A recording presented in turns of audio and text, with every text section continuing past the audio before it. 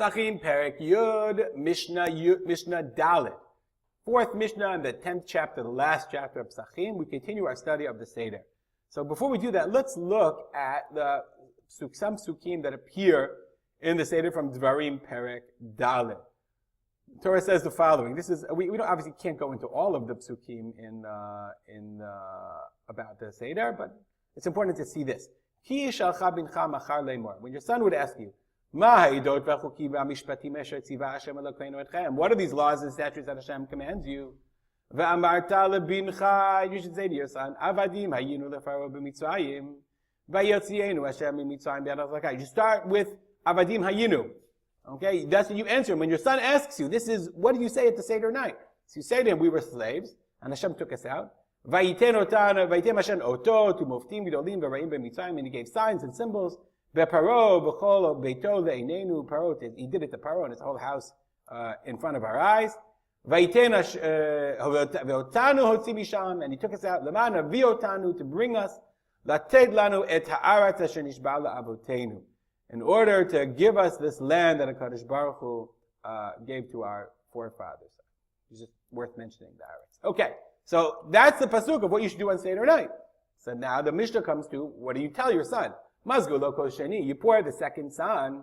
V'kana ben shoel aviv. And now's the time for your son to ask. Like we said, ki yishalcha bincha leimor. It's an essential aspect of the Seder experience for the son to ask. V'im en dat, then if the child doesn't know, aviv melamdo, the father has to teach him the father has to teach him to ask.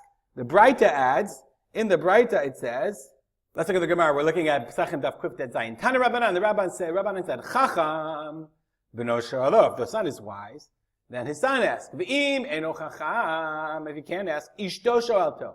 His wife asks him. V'im lav hu sho'el atzmo. You have to ask yourself. Asking questions is an essential part of the Seder and of the Jewish experience too. Even if you're two Talmidei Chachamim, two wise scholars sitting together for the Seder night, they know all the rules. They ask each other. Okay, that's exactly what they're supposed to do in order to experience the Seder night. So, first you teach your child to ask, which is exactly what we do. Sorry. Why is this night different? All the other nights we eat chametz matzah. This night is only matzah. First of all, I just want to point out that very few things we do in Jewish literature, in Jewish experience, in our practice, can be traced all the way back, not only to the times of the Mishnah, but clearly this is part of the Masorah from the time of the Beit HaMikdash. The Seder night, Yom Kippur, we bow down, and on the night of the Seder, we're doing something that Jews have been doing literally throughout our entire history. Shemona Esrei, you can't say that. Most of Davening, you can't say that. Many of our customs, it's hard to say. There's a lot of rabbinic innovation, and we do things a little bit differently. Here we have the actual text that's clearly have been said in the time of the Beit HaMikdash. All of the nights we eat all kinds of vegetables. This night is maror. We eat roasted meat, or shaluk, or boiled, or cooked. Boiled is overboiled. But on this night only, we only eat roasted meat, i.e. the Korban Pesach, when the Beit HaMikdash. It's interesting. It's interesting to note that in the previous Mishnah, we said, Uba Mikdash hayu mevi'im, when the times of the Mikdash. So now in the very next Mishnah, we turn to as if we are on the times of the Beit HaMikdash. And the Rambam has a different version, as we know, Ben Yoshvinu Ben Mesubin, which we add in instead of this, Halayla hazeh kulot tzli. Okay, but they would not ask Ben Yoshvinu Ben Mesubin. Maybe the Rambam had 5 questions. I don't know. The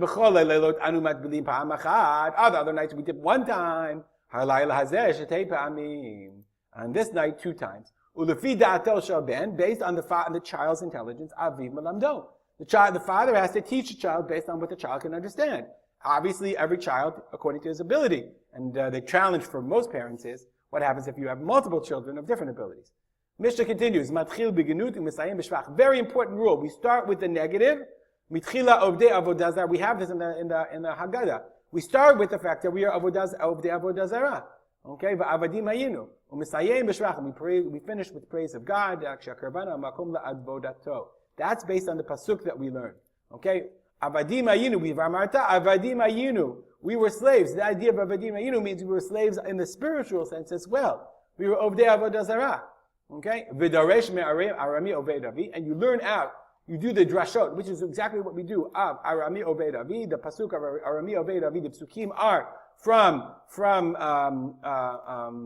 when vidui, it's not vidui, when you bring the bikurim, mikra bikurim in the Beit HaMikdash, mikra bikurim, the psukim of Arami Ovei Davi, Vayerid Mitzrayim, Ad Shigmor et Kol Parsha Kula, until you finish the entire parasha. Arami Ovei Davi is from Dvarim Chavav Hey Techet. Let's look for a second. Here we are, Dvarim Chavav. When you come to the land, and V'laktach Mereshi Pri Adama, it's the Bikurim, you come to the Kohen, and Ve'anita Ve'amanta, you raise your voice and you say, Arami Ovei Davi Vayerid Mitzrayim, Aramean cursed my father, tried to destroy my father, Vayagar Sham, Vayisham, blah, blah, blah, Vayosienu Hashem Mitzrayim, Biyad Chazaka, V'zoa Netuya, U'mara U'gadol, U've'otot, U've'moftim, and of course, there's also one more pasuk.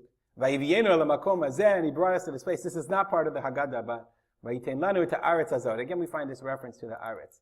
It cannot be the idea of celebrating Pesach cannot be divorced from the notion of the land of Israel and celebrating in the land of Israel where we're supposed to celebrate. Ad shigmor kol parsha kula, until we finish the entire parsha. We'll stop here. Dedicate the learning to the memory of my father, Rav Simcha ben Yitzchak Kalman. Have a good day.